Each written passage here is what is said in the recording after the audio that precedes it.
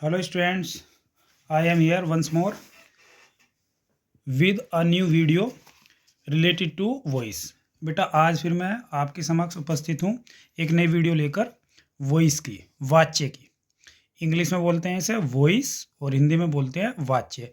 जो हम सेंटेंस बोल रहे हैं उसे हम दो तरह से बोल सकते हैं, एक एक्टिव वॉइस में और एक पैसिव वॉइस में। तो ये एक्टिव वॉइस क्या है और पैसिव वॉइस क्या है, इसके बारे में मैं आपको बता दूं।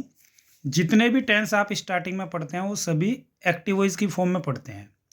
एक्टिव वॉइस क्या होता है और पैसिव वॉइस क्या होता है, इनका अंतर आपको पता होना बेहद ज़रूरी है। एक्टिव वॉइस वो वाक्य होता है जिसमें सब्जेक्ट मेन होता है, सब्जेक्ट प्रधान होता है, यानी कि कर्ता वाक्य के शुरू में होगा, वर्ब से पहले सब्जेक्ट मिलेगा आपको। ठीक, आई बात समझ में? नहीं।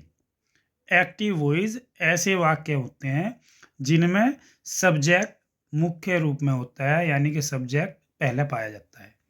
ठीक। पैसिव वॉइस वे वाक्य होते हैं जिनमें ऑब्जेक्ट प्रधान होता है। एक्टिव वॉइस में सब्जेक्ट प्रधान है और पैसिव वॉइस में ऑब्जेक्ट स्टार्टिंग में आता है पैसिव वॉइस में। आप हिंदी में अगर इन्हें जानना चाह रहे हैं तो एक्टिव वॉइस का मतलब होता है सक्रिय वाच्य और पैसिव वॉइस का मतलब होता है निष्क्रिय वाच्य। ठीक है। जैसे मैं हिंदी में बात करूं किसी सेंटेंस की, सपोज करो राम मेरी मदद करता है, हिंदी में ये वाक्य है, तो हम इसे इस तरह भी तो कह सकते हैं मेरी मदद राम के द्वारा की जाती है। तो ये जो मैंने बोला है ना, मेरी मदद राम के द्वारा की जाती है, यही पैसिव वॉइस है। इसमें मेरी मदद यानी कि मुझे, मैं कर्म जो था वो मेन बन गया सब्जेक्ट, और पहले हमने कहा था वह मेरी मदद करता है तो सब्जेक्ट था वह।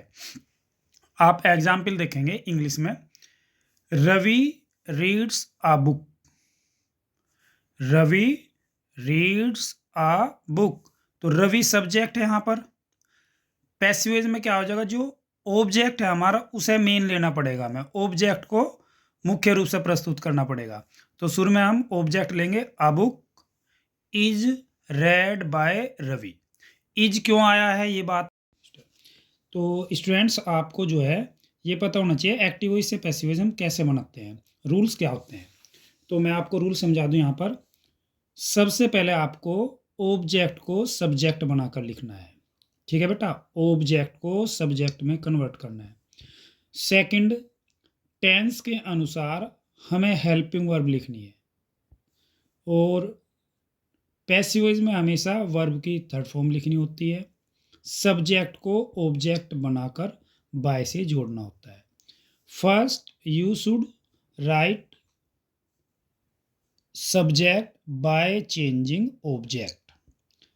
Second, you should use helping verb according to tense.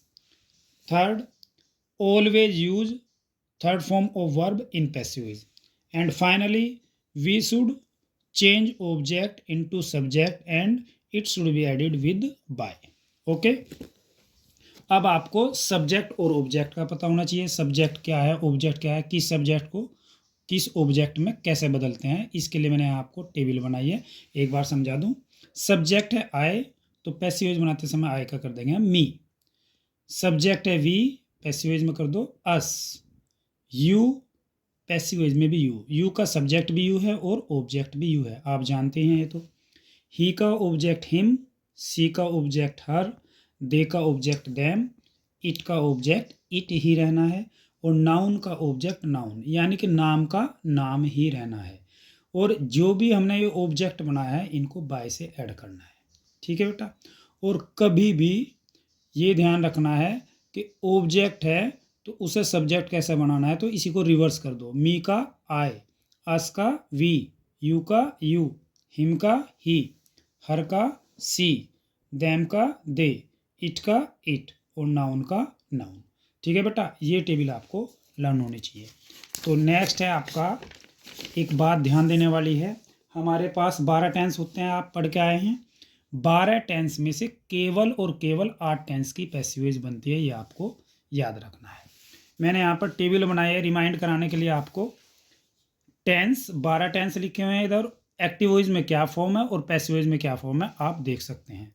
ठीक है, इस टेबल को आप अच्छी तरह से ऑब्जर्व कर लेंगे। अब मैं वन बाय वन टेंस आपको सिखाने जा रहा हूँ। First, present indefinite tense. Present indefinite tense की पैसिव वॉइस कैसे बनाओगे आपको ये ध्यान रखना है। उसके लिए मैं आपको रूल समझा दूँ। ऑब्जेक्ट का सब्जेक्ट बनाना है जैसे अभी रूल में बताया, और यहाँ पर हम पैसिव वॉइस में इज एम आर यूज करेंगे। वर्ब की थर्ड फॉर्म और बाय से सब्जेक्ट को ऑब्जेक्ट में कन्वर्ट कर देंगे, बाय से जोड़ देंगे। पहला एग्जाम्पल देखेंगे आप ध्यान से, ही हेल्प्स द पुअर। बेटा यहाँ पर ध्यान दो, हेल्प्स इससे सो रहा है प्रेजेंट डेफिनिट है, वर्ब की फर्स्ट फॉर्म में एस लगा हुआ है।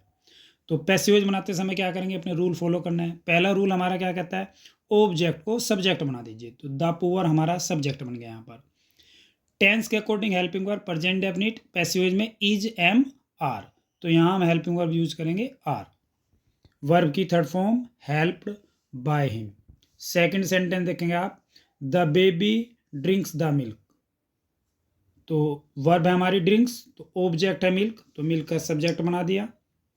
पैसिव वॉइस में टेंस के अनुसार हेल्पिंग वर्ब लगानी, तो प्रेजेंट डेफिनिट हमारा इज एम आर में से इज आ गया, और ड्रिंक की third form drunk by the baby. Next sentence है, we learn our lesson daily. Object हो गया हमारा आवर लेसन, क्योंकि वर्ब के बाद ऑब्जेक्ट लिखा है, तो वर्ब मैंने अंडरलाइन किया, आप भी अंडरलाइन कर लेंगे वर्ब। जब भी पैसिव वॉइस बनाना है तो वर्ब को अंडरलाइन कर लीजिए। आवर लेसन इज, लर्न की third form learn daily by us. Daily को आप बाद में भी लिख सकते हैं, by us daily. Thank you for watching. Please subscribe the channel so that you may find new videos daily. Thank you.